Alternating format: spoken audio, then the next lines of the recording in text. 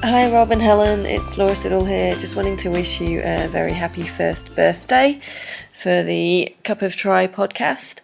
It was great to chat to you on the show last week, and thanks for the support over the last couple of months.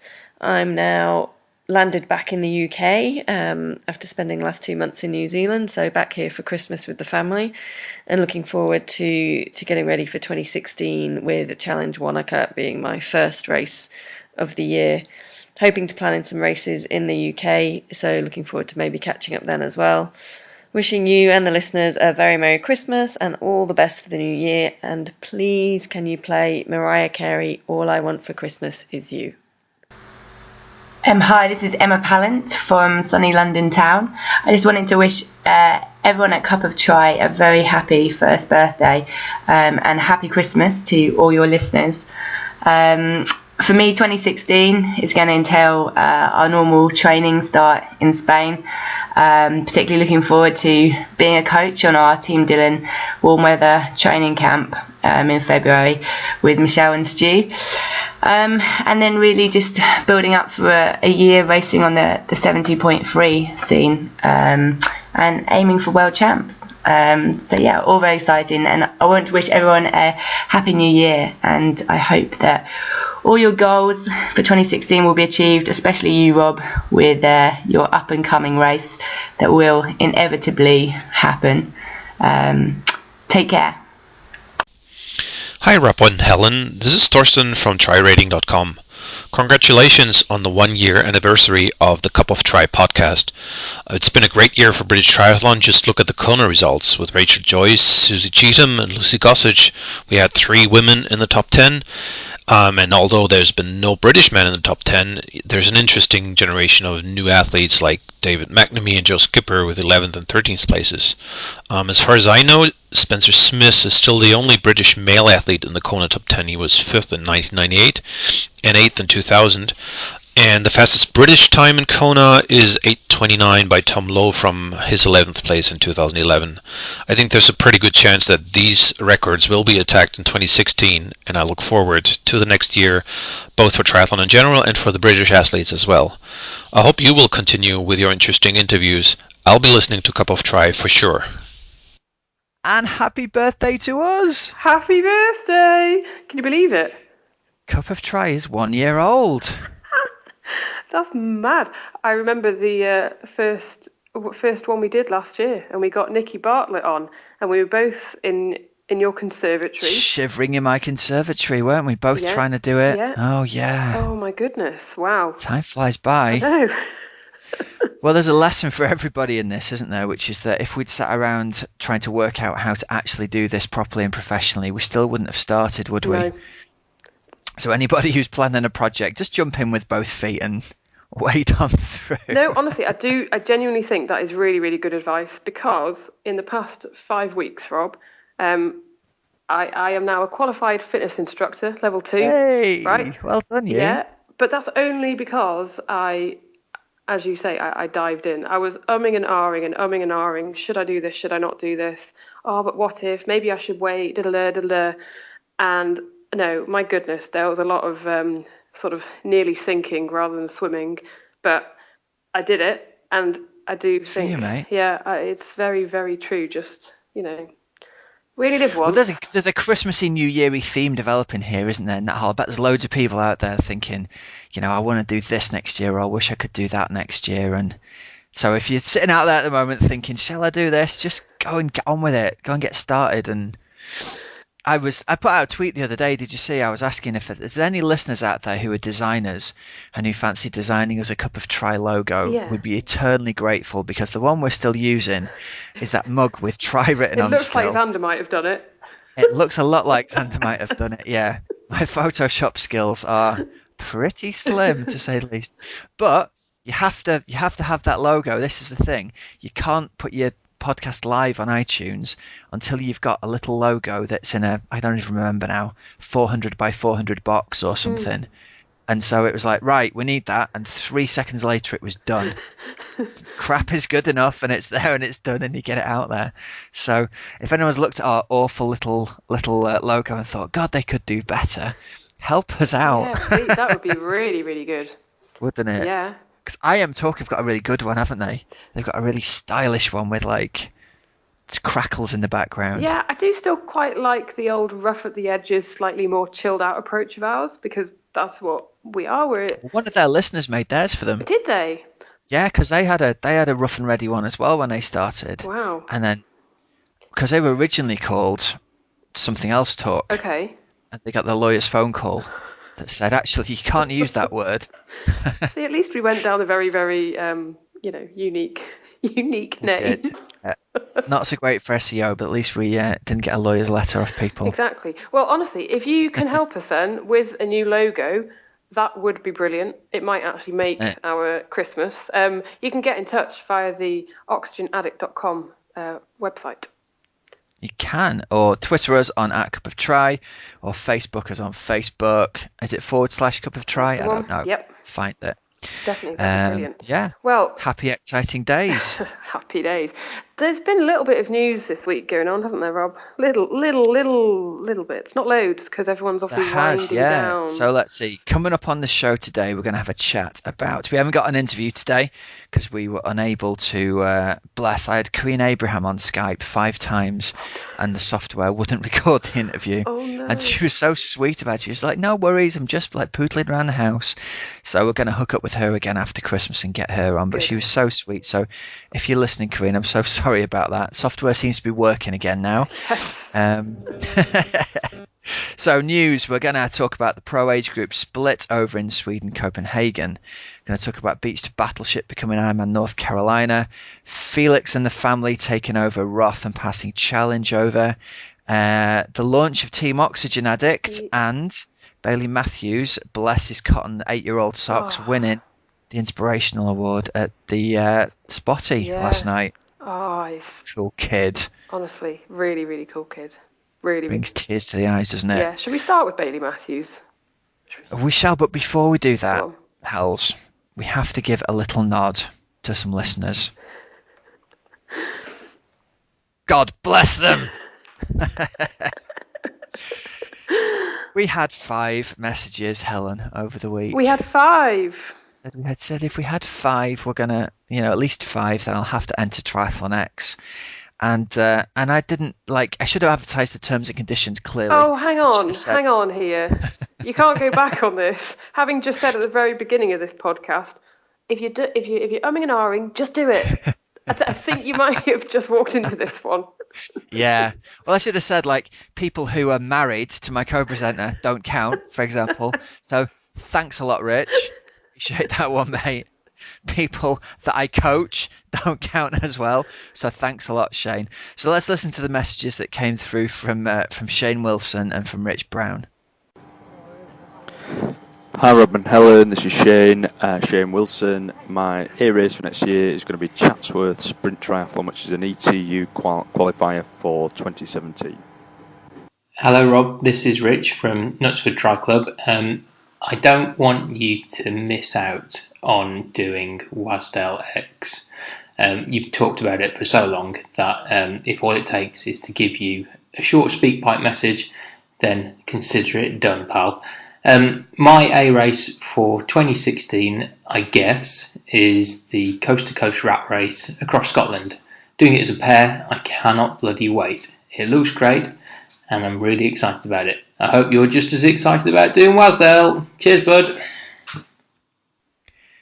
Good effort, boys. Appreciate it. Come on, Rob. Really, you have no excuses now. I'm in. I'm there. I'm committed. In my heart, I'm committed, Helen. I'm going to go and do it. Is your wallet committed? My wallet is committed. Is your brain committed? Brain is committed. Have you actually pressed enter? No. Well... I'm going to do it. I'm going to do it. As soon as the show's over, I'm going to do it. I want photographic evidence that you've done it. Photographic evidence, yeah. Need to get in and do it. Before the 25th of December. Do you think? Well, you can't. You're either going to do it or you're not. Yeah, it's Christmas. I haven't got any money. Oh my God. I've spent it all. You're talking yourself out of it again, Rob. I'm not. I'm definitely going to do it. I'm just not doing it today. Well, hold on. We're still got a few days. Yeah, that's true. Still got a few days there. I need to clear it with Mrs. W to make sure she's happy with it. Hold on, right. We've got to clear it with Mrs. W. Fine, I agree with that. But I think you've been talking to her for a while. You haven't got enough money, right? Okay. No, what you don't see is, right, I've been talking on the podcast about entering for 8 weeks. It might never have been raised with Mrs. W at this point. Oh my goodness. Oh my goodness. If it's sending me mad, I think it might be sending many, many listeners mad as well. Yeah, just either right. enter it or don't. Yeah. All right. Shut up and put your money in your mouth. Yeah, okay. It's a deal. Right. All right, man. Sorted with that one. Rather you than me, Rob. That's all I'm saying. And did you see, I think I messaged you something about running around a track for 24 hours. Yeah, what's that all about? Well, you know, you've seen like ultra distance track running, or you've heard about it? Yeah, I've got a story about this actually, but go on. Okay, well, it's just incredible. So there was an event in Barcelona at the weekend, and I found an article about one of the British guys from Glasgow who was going to be competing, and I guess the main part of it, because you do hear about 24-hour ultra races, you know, clearly in nice scenery when you can actually see when it's not dark, but running around an athletics track for 24 hours must take so much mental strength. Yeah, it must do your ankles in as well. Well, yeah, slightly, but So when I was about 14, 15, 16, something like that, I used to go to train down at the track at Blackpool. They held a 24-hour race around the track there, and it was filmed for the BBC. Okay. And so it was going to be on the day after one of our training sessions, and so we rocked up to do our session, and the BBC had set up a massive sort of like a gantry above the track where they could film from, and all the wires were actually going across the track, and we were kind of doing our 400 reps and running down the home straight, and had to kind of bunny hop over a big pile of cables going across the middle of the track that they hadn't managed to hang off the gantry yet to stop it getting in the way of the runners. But it made a dead interesting documentary, even as a 14, 15-year-old watching it. It was proper full-on ultra runners sleeping in tents in the middle of the track for an hour or so and eating mayonnaise from the jar, I seem to remember. What? Mayo from the... Yeah, I remember the scene really clear. This guy was like spooning mayonnaise out of a jar. Wow. That was his middle of the race food. So talk about your low carb, high fat diet. Yeah. He was ahead of the curve even. Oh my, wow, that is... Well, right, so it was Marco Consani, who I was just talking about, Okay. then, who's from Glasgow. Has it I'm going to happened look yet? up. It has happened, and I'm just trying to find out while I'm talking exactly how he did. But his partner or wife, Debbie Martin Consani, has tweeted, "Recovering like a champ, 5:30 a.m. pizza." Oh wow! Hashtag winning at life. So there Do is you get to eat pizza during the race? Do you think? probably there is a photo of him, like with his eyes shut, eating pizza in bed. It's brilliant. So I'm going to look out exactly how far he ran in the 24 hours. While we'll come back onto it in a moment. While you maybe talk about. I'll tell you, if I was doing a 24-hour race and I lay down, I don't think I'd be getting back up again. If anybody put a bed and pizza in front of me, it's all over. He's under the duvet eating pizza. Maybe that's all you need. Maybe you need a little 20, 30-minute power nap and up you get and off you go again. Yeah. No, Maybe. I think this is the end of the event.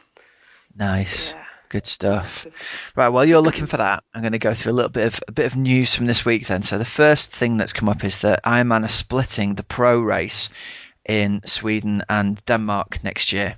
Yeah. So I'm right, the ladies are getting Sweden, Yep. and the males, pros this is, Yeah, pros are only. getting Copenhagen. And are they on Saturday and Sunday the same weekend? Yep. So it's going to be, I think so Sweden is first on the Saturday, and then Denmark. And Copenhagen on the Sunday. Yeah, on the Sunday.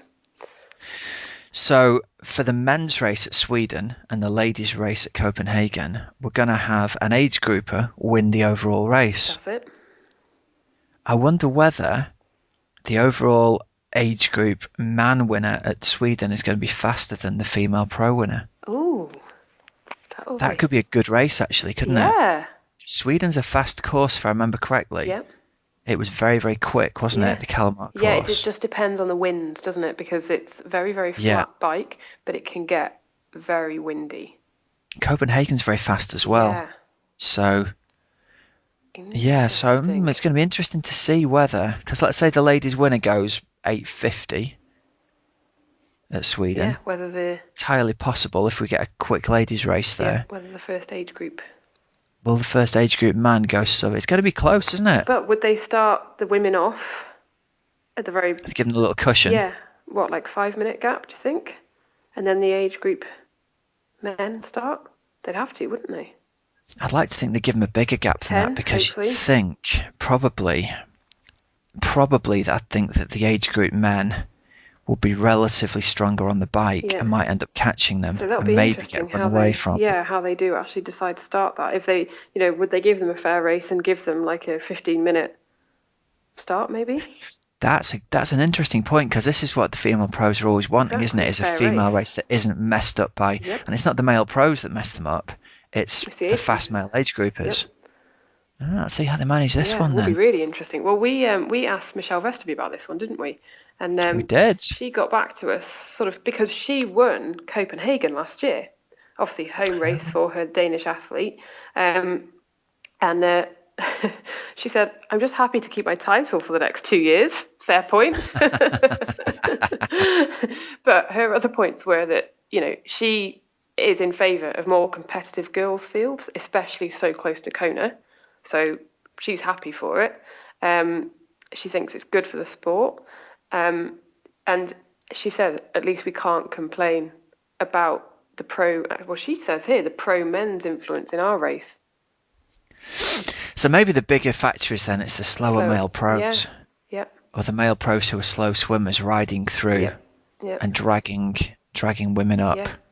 And she mentions interesting to get the point of view on this. Yeah, and she mentions about the prize purse as well. She says, if not to the prize purse, will get bigger. Yeah, because you'd imagine that will Sweden and Copenhagen be owned by the same company?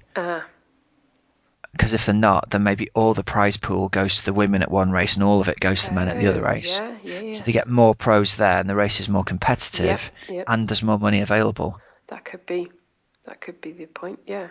So I just thought, as the previous winner of Copenhagen, how does she feel that actually next year she can't go back? Because she's going to have to, if she were to choose to go and race it, she would have to go to Sweden. But as you said, if the courses are fairly similar, because that would be the other point, wouldn't it? If you had a very tough course, say Ironman UK, for example, up in Bolton, it's a tough bike, isn't it? And then let's say Weymouth would be flatter, wouldn't it? Yeah, sure. So would it really be fair to sort of say, this is very hypothetical, but to the women, right, you've got to race Bolton, and the men, you get to do Weymouth? Whereas I guess in Copenhagen and Sweden, if you think the bike courses are fairly similar, then that's not so much of an issue, is it? But lots to think about. And then the other person who kind of gave us their thoughts on it was Paul Burton, and he thinks it's a really good decision. So at Pablo_Burt on Twitter, and he says it meets the age group demand for races without totally diluting the quality or the depth of the pro races. So he's the kind of guy who might well be in the running to win a race like this. Because he was right up at the top end of the field at Kona in his age group, wasn't he, Paul Burton? Yeah.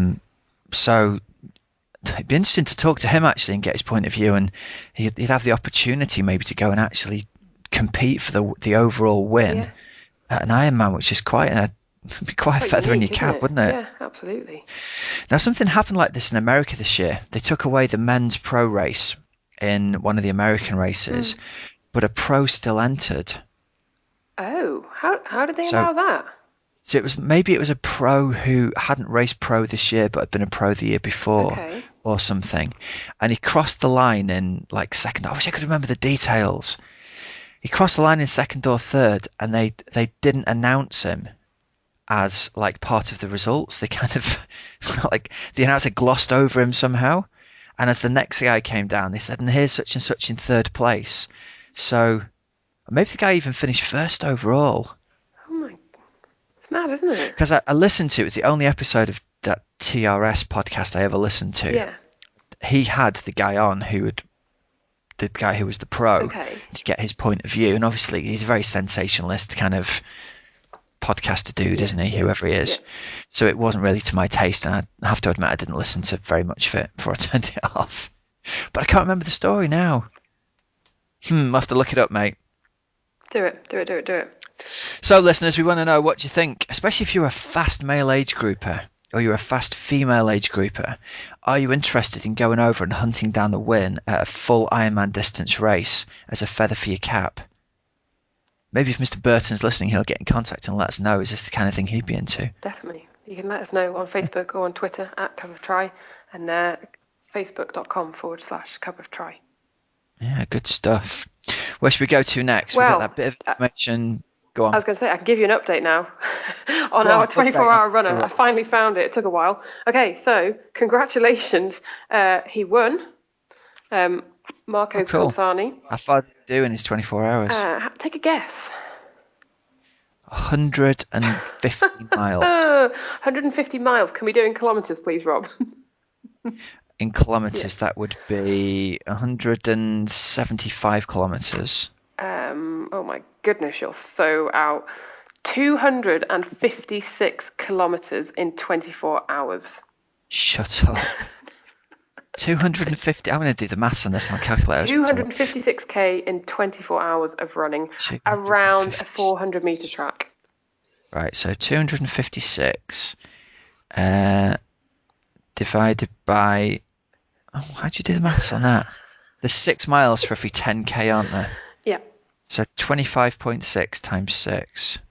That is amazing. 154 miles. Oh my goodness. 6 marathons. In 24 hours. Nearly. 6 marathons in 24 hours.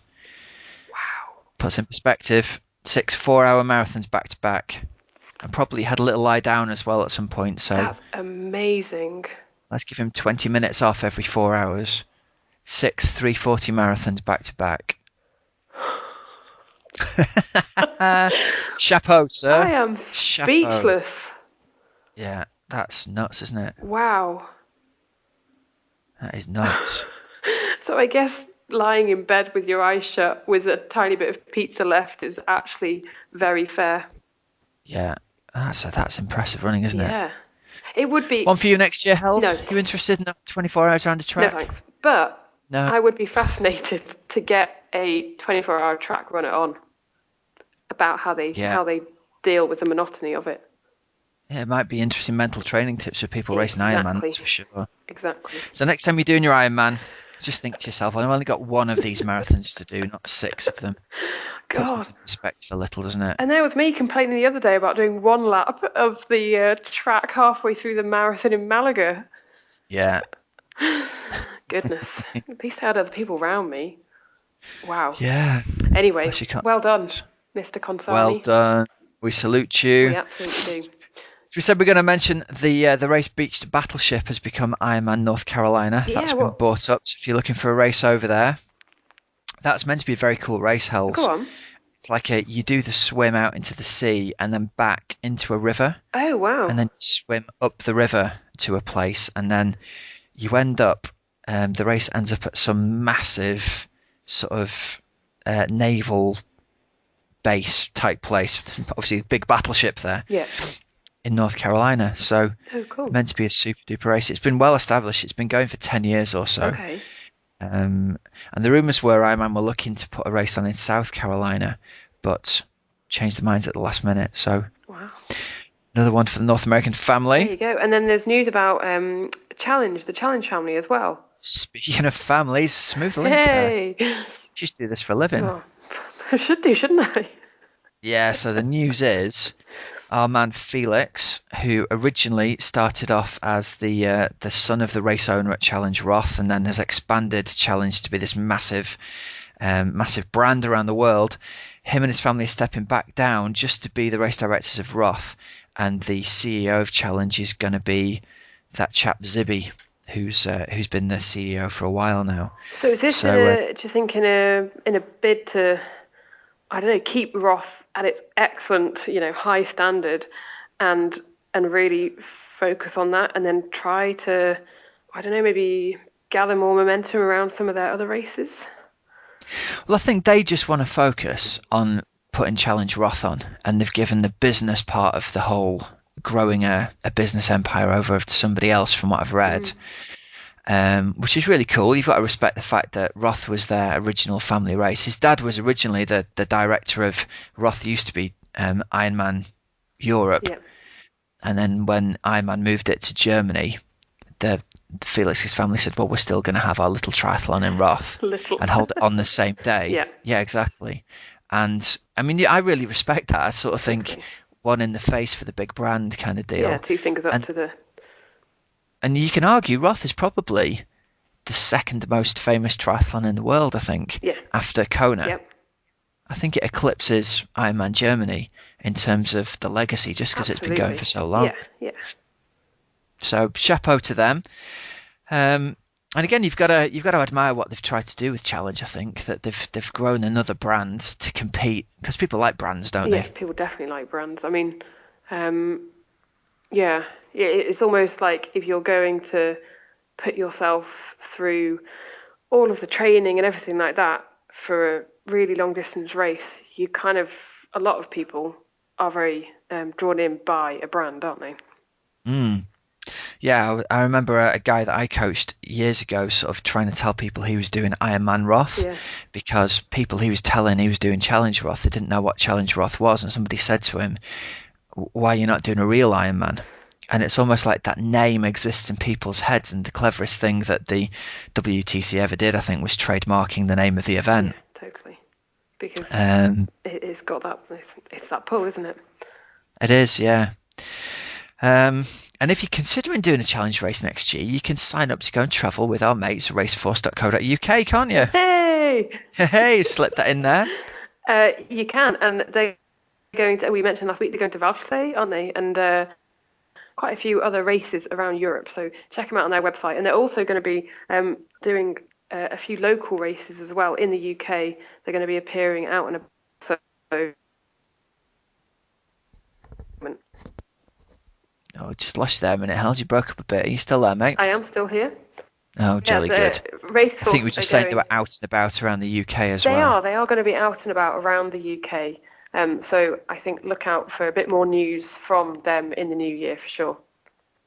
Yeah, rumours of... Shall we spread some rumours? Is that what we're about on this show, Helen? Well, I have been seeing tweets. Interesting little Twitter videos going around about our friends there. Linking with Always Aim High. That's what I've been seeing. Yeah. A bit of Twitter love between Always Aim High and Raceforce. Always Aim High are the ones behind Slate Man and Sandman and Snowman, and they've launched a new Snowdonia triathlon weekend. So they're not going to do Snowman next year, and they're instead bringing a weekend event instead. Oh, I didn't know that. Yeah. Interesting. When's that going to be?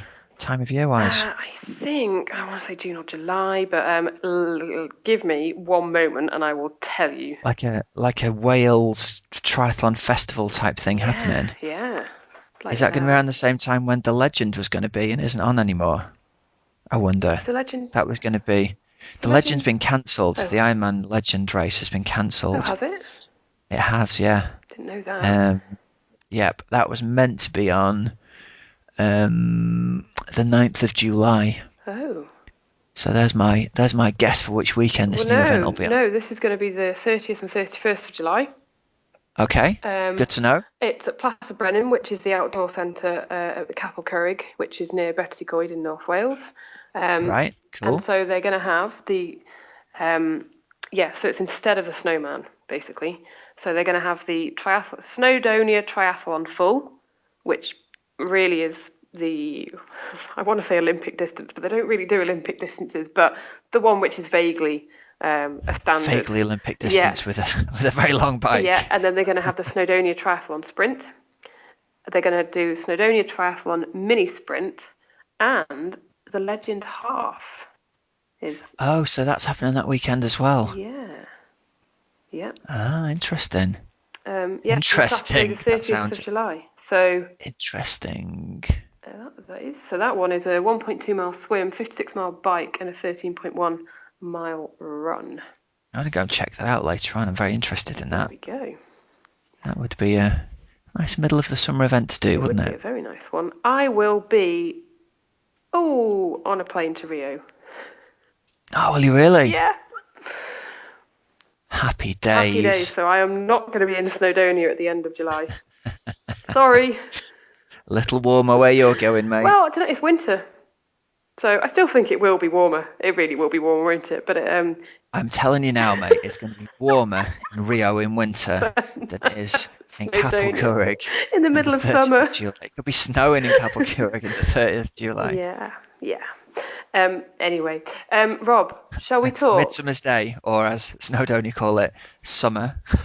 God, yeah. What should we talk next? Where are we going? Well, I was going to... What about Bailey Matthews? Oh, the inspirational Bailey Matthews winning Sports Personality of the Year Inspirational Award last night. He won the Helen Rollason Award, and Helen Rollason was a former BBC presenter who died of cancer way back in 1999. And so every year it's almost like a special achievement award. And I don't know if you remember watching, but so Bailey Matthews did a triathlon back in the summer, and him walking across the finish line was viewed on Facebook 27 million times. Wow. Isn't that amazing? So we should say, shouldn't we, he's 8 years old and he's got cerebral palsy. Yep. So he sort of get near the finish line and then he left his walker, didn't he? And got himself over the finish line without his walker frame. Thing. Yeah, and he stumbled twice. Stumbled a couple of and then times. He picked himself up and then he ran the final 20 metres without his walking frame. It's amazing. Legend. And then even yesterday when he was getting his award on TV, he just stole the show basically. Awesome kid. Yeah. So well done to Bailey Matthews. Well done to Bailey Matthews. Now, Rob, I want to find out, you mentioned it briefly last week about your Team Oxygen Addict. Have you been busy putting more plans in place? We have been busy putting more plans in place. What's happening? Well, I thought, rather than having a nice relaxing Christmas, why not drive yourself to the verge of a work-related nervous breakdown by deciding to launch something in January and then having to work on it all over Christmas? No, so the plan is basically what we want to do is I want to put together triathlon coaching for people who haven't had triathlon coaching, basically. So obviously I've coached a lot of people over the last 5 years, both privately and through a club setup. And through discussions I've had with people, it's become clear that there are some people who aren't members of a club but still take part in triathlon. There are other people who would like to be coached but either can't afford it or don't want to pay for it or can't justify the money. Because it is expensive at the level that I have to charge to sort of make a living from it. So these thoughts have been going around in my head for a while about ways we could try and combine a way to get people access to quality coaching and ways that we could sort of build some kind of team community spirit for people who, let's face it, people are busy and it's difficult at the best of times to get to a club training session anyway, isn't it, H? Yeah, definitely. Okay. So it's the idea of how do you form a team community type feel and give people coaching for people who can't get to club sessions and who can't or don't, can't afford to pay for traditional coaching, essentially. So what would someone actually get if they sign up? Well, again, it's a work in progress, this idea at the moment. We haven't worked out all the full details yet, but the basic idea is you're going to get, it's aimed primarily initially at people who are doing Ironman events. I should make that clear from the off. And if it's successful with people racing Ironman, we're going to roll it out to people who are also doing other distances as well. But the idea is you're going to get a training plan that is sort of tailored to the event that you're going to do, and initially people are going to give us an idea about their background and how much time they've got to train and how much training they've done before in the past. So it won't be a personalized one-to-one training plan like somebody would get if they're being coached by me, but I'm going to have a series of different training plans in the background that I can sort of I'm sure you can imagine over the years I've coached loads of different people from different backgrounds, and over time you sort of see patterns develop amongst people who have got similar amounts of time to train, or who might be strong bikers and weak runners, or weak swimmers and strong bikers, or whatever. So I've kind of got the idea to make several plans in the background that I can put people onto. So it saves me in the coaching area, saves me spending loads and loads of time writing personalized one-to-one plans. Yep. But then the athletes are also going to get access to me to ask questions about, well, what do I do if this happens, if I've got to go to a wedding at the weekend, or if I've got an injury, or if I've got, this work thing pops up or whatever.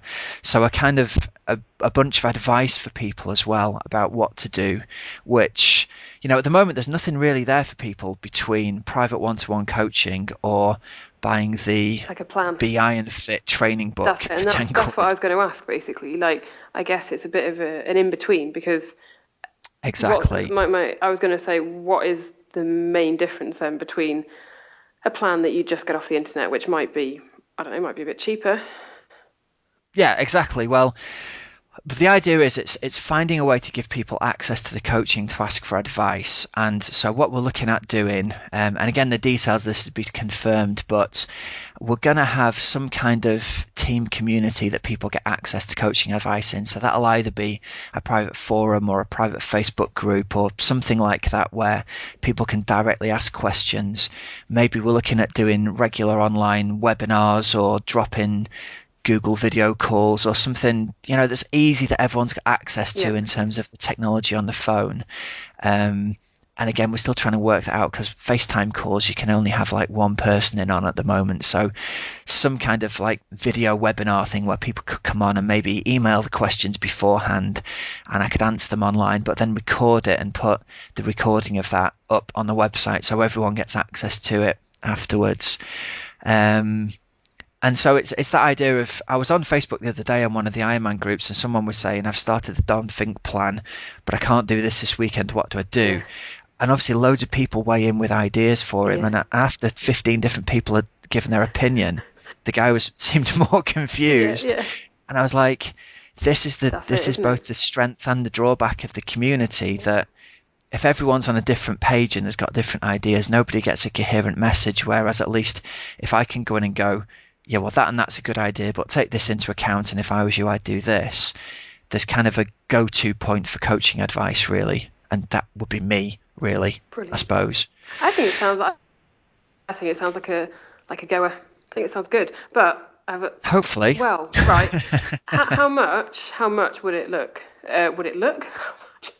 How much are you looking to charge? Yeah, well, again, we haven't worked out the exact numbers for that yet, and that's not me just fluffing people along. I'm still trying to work that out, but the most important thing is I think I get it right so it works for people first. So rather than open it and having it be a complete crapshoot and fall apart, I'm looking for like 10 to 20 people initially to come on, and whatever the price is, we'll give like a 50% discount on the price, and they can have that discount for life.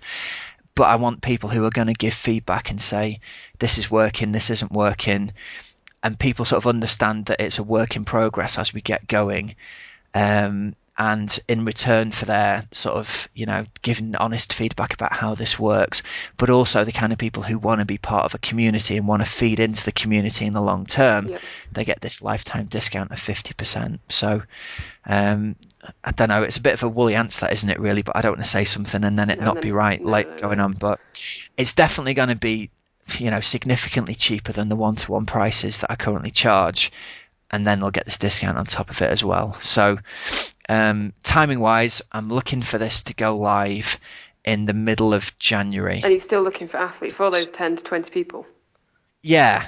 So there's a page on my website. If you go to, I think it's auctionaddict.com/team, and there's just a page at the moment that's got a few details on and a box that says give us your email address. And when I've worked out what the offer is, I'll email you about it, basically.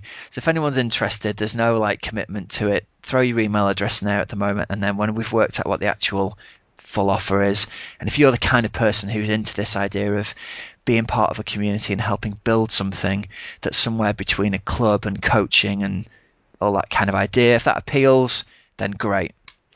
and we'll get some sexy kit made I up was as well. going to say, Helen. that is obviously people like stash. People like their Lycra. They sure do. Are you going to have So- team kit? Yeah, we're going to have team kit, and the team kit is being made by Castelli. So that's Nice. big selling thing. I went through lots of manufacturers, and they're the guys who are going to make the kit up. So it isn't going to be cheap, nasty kit. It's going to be really high quality kit that I'm going to sell on at cost price to people, and give people a bit of a break on that stuff. So fingers crossed if it all goes to plan. Love it. Well, that's good. Okay, so watch this space, basically. Go onto the website if you're basically, interested, oxygenaddict.com. I hope that didn't sound like a hard sell. Did I do that all right? Did it come across a bit? I've never really done a kind of push on the coaching thing, and I'm always a bit wary of crossing the boundary between this and that, but I hope people can forgive me after a year's worth of podcasting. We got to make a living. Well, the good news is we're going to go away from the Oxygen Addict team news at the moment, because we do have another coach's couch coming up shortly. But no, I think if you are interested, then yeah, clearly go on the website. It sounds like there is a gap in the market, Rob, for that. So I'm hoping it's gonna fill a genuine need for people. That's what I'm really interested in, helping people out, and getting them the advice that they need. Because Ironman's scary enough, isn't it, Yeah. without anyone to hold your hand? yeah, definitely. Bit daunting. As we all know. Bit daunting. So Rob, right, you said you had 5 messages. We've had We've had a few We've so had a few, far, haven't we? we? And we've had the ones from the guys talking about Yeah. Triathlon X, and then we had another one who I think was messaging with regards to Yeah, we've had helping. Ian Barrett send through a combined one with his A race for the year and a question for Coach's Couch as well. So we'll listen to his message now, and then we'll hopefully answer it afterwards. Hi Rob, hi Helen, it's Ian here from Swindon. I've got a question about easy weeks, putting easy weeks into my training every 4th week or so. Just wondering, should it be less volume or less intensity or both? And how do you work that around your club sessions that might include interval sessions or club rides that might be a bit longer or a bit harder than you would have anticipated going that week? Should you skip those for the week or just turn up and do them at a slower pace? You're after target races for next summer. I'm planning to target Titan Dartmoor, as it's a bit hilly for me, but it's near the grandparents, which will help with babysitting duties. Anyway, love the show, Steve, and hello to Jason Isaacs. Okay, there we go. There's our man. Question basically, Hells, is recovery and easy weeks. How do I go about just what the hell do I do in an easy week and in a recovery week? Well, Rob, can I, before you go on your answer, I'll let you into a little secret here. Go on. I'm sat in my pyjamas. You really? Yeah, I'm the kind of person who's in the pool at 6:30. It's now 10:30 in the morning. I'm still in my pyjamas. That's what you do. It is, but I think part of the challenge of like the traditional way of coaching and being coached, I had this fascinating conversation with a guy called Dr. Andy Kirkland, who, if you go on his website, Kirkland Coaching, he's one of the coaches for British Cycling. He's worked with Team Sky and various other people, and he's doing he's trying to get a professorship at the moment talking about ideas around periodization. And he's the first person I've come across who has said what I think a lot of people are thinking, which is, does anybody actually follow a periodized plan in the real world like it's drawn up in the inverted commas magazines and books, you know, where you kind of do 3 weeks of hard training and then a recovery week? And his idea is, it's like, he said, Rob, I've never seen it actually ever happen for an athlete in the real world, but we all talk about it as though it still happens. And it ties in perfectly with Ian's question, which is like, what do I do in my easy week? How do I fit in my club sessions where we'll maybe be doing a club ride, and I'm at the mercy of however hard people ride on that. We have the club interval run session still. How do I do it around that? So I think the bigger picture answer is, you've got to listen to your body, and you've got to take some recovery when you feel that your body says you need to take it. And so the obvious signs of getting really overtired are, firstly, you need to sleep more, right? Secondly, you're going to get a little bit more sore than usual after workouts. Your mood is going to be something that you'll notice. You'll get grumpy. You probably will lose control of your willpower over eating, and you'll decide you're going to not stick to the usual things you'll eat and just chow down on a box of biscuits or whatever your comfort food is. These are all signs that we're pushing the envelope of training, and our body is starting to get to the point where our usual habits around mood and eating are breaking down. You need a bit more recovery. So my go-to plan is always, it's like, right, for your biking session today, scratch whatever you had in that biking session and do just a 20 to 30 minute really easy spin in the little ring, and don't do anything else for the rest of the day. And then the next day, shift the next day's workout back to the end of that day if you possibly can. So you've given your body like a really easy recovery session and then more than a 24-hour period of rest. And then again that next day, do a really easy session. So if you decide you want to go for a run, well, okay, but make it really slow. But ideally, do either another recovery bike session or a really slow recovery swim session. Try and give your body that chance to kind of start to bounce back a little bit. And I think probably it's all right to go to your usual club sessions as long as you feel you've recovered from that initial overtired, overtrained kind of borderline feeling. And just in those other sessions of the week, make sure you do something really, really easy. Because what's your experience been of this, Hells? Do you find that people just try and do a little bit too much in every session, right? Yeah, definitely. I mean, I would say if I'm feeling really tired, which, I work shifts, and that is that's the hardest thing that I find to have to deal with, is the sort of fatigue. And it's so difficult if you've got something in that plan to say to yourself, actually, it's okay if you don't do that set session. If you're feeling rubbish, totally. It's actually okay just to have a 20-minute, I don't know, 10 lots of 100, not fast at all, with a nice break between it. It's okay to do that rather than, a pyramid set or whatever. Exactly. And I find something like track, I love going to track. And I really like the hard track sessions, but if I'm feeling tired in a way, I just don't want to go, or I tell myself just don't bother, and that's not very often that I won't go. But I know that, if I'm feeling rubbish, I won't get as much out of it as I would. So it'd be better just to write it off, go for a half an hour easy jog. So then I'll still done a run, so I'll feel good for that, but I won't have absolutely smashed myself to pieces. Yeah.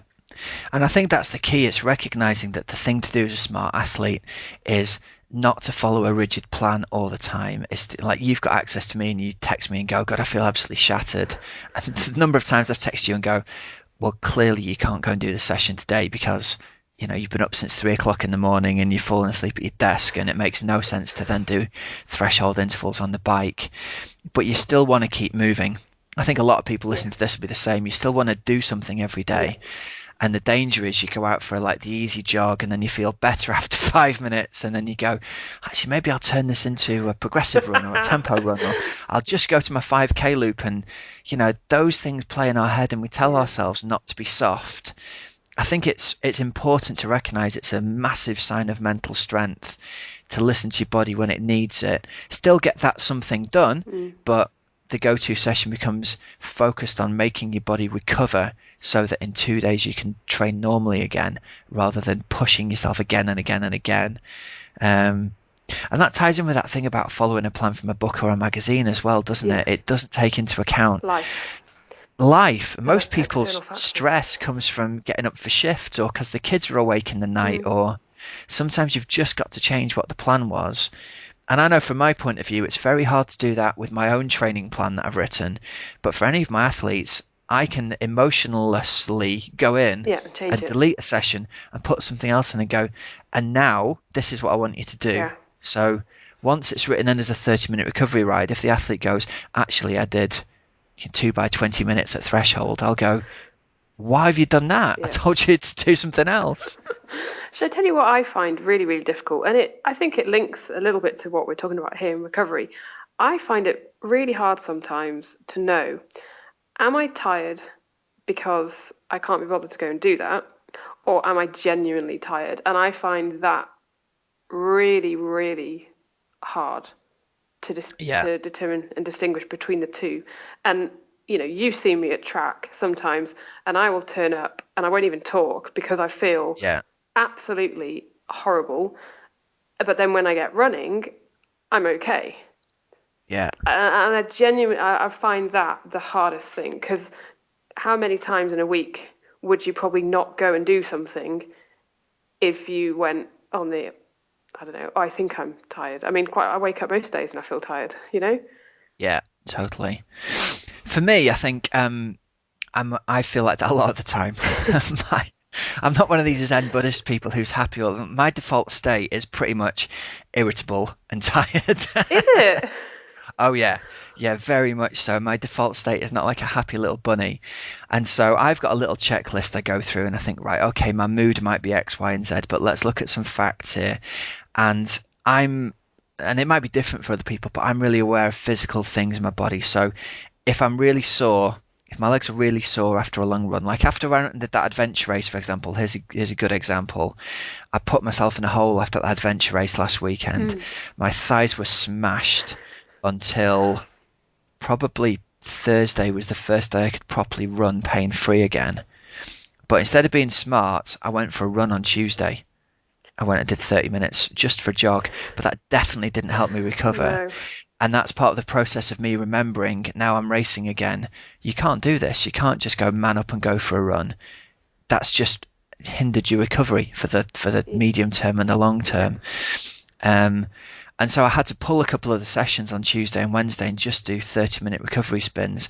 So really, my last week's training has been almost negligible all the way through till Friday. But on Friday, I thought, okay, I don't have a sore throat anymore. I haven't got any sniffles. I've slept okay again. The soreness is gone. For the previous 3 or 4 days, all those checklists were getting hit, and I was going, right, something's not right in your body. If you try and train hard, you're probably going to put yourself, you maybe get a cold, or maybe worse if you do it. That's always my thing. I'll come down with something. So come Friday, I could do a really good interval session on the bike again, and I felt good. But only because I'd caught myself after being stupid on Tuesday. Yep. Now, if I hadn't run on Tuesday, probably I'd have been good to go maybe Wednesday evening, definitely Thursday evening. Yeah. So, that Tuesday run wasn't a good idea for me. No. So maybe make a checklist of the things that you feel when you're overtired, and then some of the things on your checklist become the really red flashing warning signs that you're on that verge of, going from overtired to getting sick or getting injured. Top tips, Rob. Top tips. Well, Ian, we'll work it out as we go along, aren't we? Yeah, but Ian, hopefully we have answered your question as well. And hopefully it'll help you recover for the Titan Dartmoor. So I have to find out more about that race. Ooh. Sounds like a good one. Keep us posted. Definitely. You like Dartmoor, don't you, Hells? I like Dartmoor. You could be tempted down that way. Exmoor. Do you mean Exmoor? Yeah, I like them both. I love Devon. There you go. I love Devon. You could be tempted down to Devon and Cornwall for a race or two, couldn't you? I really like the look of the. Is it called the Beast? That one looks amazing. Yeah. Yeah, that looks beautiful. Yeah. But go. my 2016 is already filling up rapidly. It's scaring me. Your 2017's filling up. 2017. God, not even 27. Haven't even finished 2015. Oh, anyway. Rob, let's do some sponsor news. Yeah. Can I kick off with fueledbycake.com, which is the last mention it's ever going to get on a podcast? Is it really? Because guess what I'm about to do? Go on. Pay £7,220 to charity. That's amazing, Hells. Good, isn't it? That is absolutely amazing. Cool. So yeah, from a little recipe book, I have raised £7,220. So seriously, I wouldn't have been able to do it without the help of so many people. So for everyone who has got a book, massive, massive thank you. And for everyone who provided a recipe, huge thank you. And yeah, I just pestered so many people. And I'm so grateful for everybody's support. So the money is going to Nightingale House Hospice in Wrexham. They're getting half of it, and then the other half is being split between Bliss, which is the premature baby charity, and Cancer Research UK. Awesome work, mate. Thanks. And I've got to say, it's an incredibly nice way to raise money, because you rocked up to so many sessions with a big box full of cake, and people do not begrudge putting £1 or £2 in a box for a slice of cake. No. It makes for a very, very nice way to finish a swim set early morning or late at night, definitely. If we include the cake money and a bit of sponsorship money, which I started before doing the cake book, it's £9,000. Is it really? Yeah. So there's an extra £2,000 from sponsorship and cake. Sponsorship cake? That's brilliant.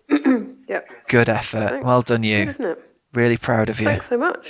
A lot of hard work went into that book. Goodness, so much hard work. Anyway, raceforce.co.uk, they are brilliant. Check them out and book your bike or book on one of their tours. They're doing so much stuff next year. Go to their website and check them out. There can't be a race that you want to go to next year that Kate and the team aren't going to and could take loving care of your bike in the big silver Sprinter. So go and check that out. If you're going to go to Challenge Roth, I think they've got slots available for the Challenge Roth bike bus still. I think I'm right in saying that. They've definitely got slots available for the recently announced Challenge. How do you say it? Is it Volksay? Yep, something like that. Challenge Volksay, which is going to be the European Middle Distance Championships. Am I right with that one, right. ETU? Yep. Good stuff. So if there's any of you who've been pre-selected for Great Britain, get your pride and joy over there. Travel bike free on the plane. I wonder if you could go to the European Championships just with hand luggage. If you sent your bike in a bag with Kate. You probably could actually, because you could get your... Right? Yeah, because she takes kit bags as well. It probably works out cheaper to send it with her than it does to book it onto... Yeah, some of the airplanes. Like my flight for Fuerte has cost as much for a bag than it has for the flight. That's ridiculous, isn't it? Isn't that insane? Bonkers. Madness. And myprotein.com if you want to get yourself some recovery products for your recovery week, tying in nicely there.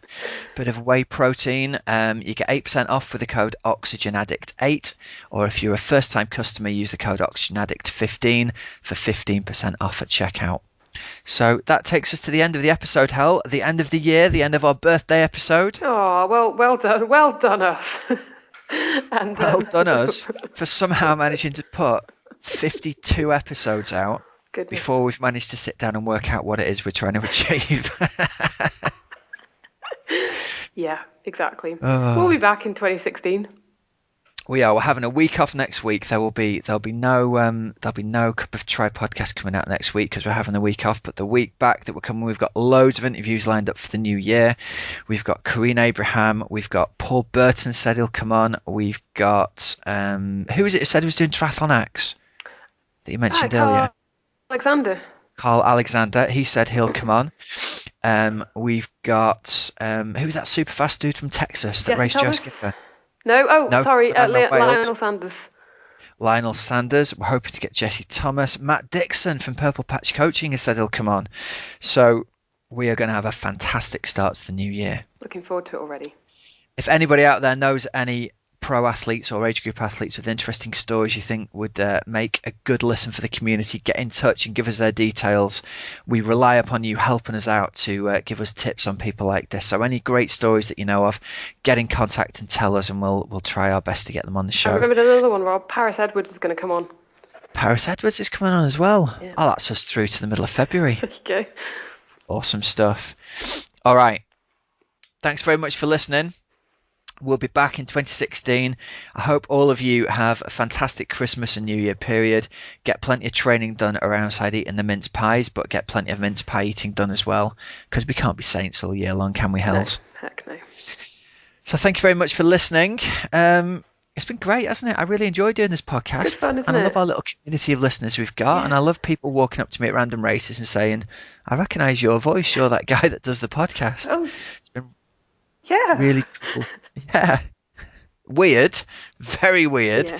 But very cool to meet people. So yeah, looking forward to hoping to bring more interviews in the new year. Brilliant. You have been listening to the Cup of Triathlon podcast. I'm Helen Murray. And I'm Coach Rob Wilby. And have a fantastic festive period, and we shall speak to you all again in the new year. Take care now.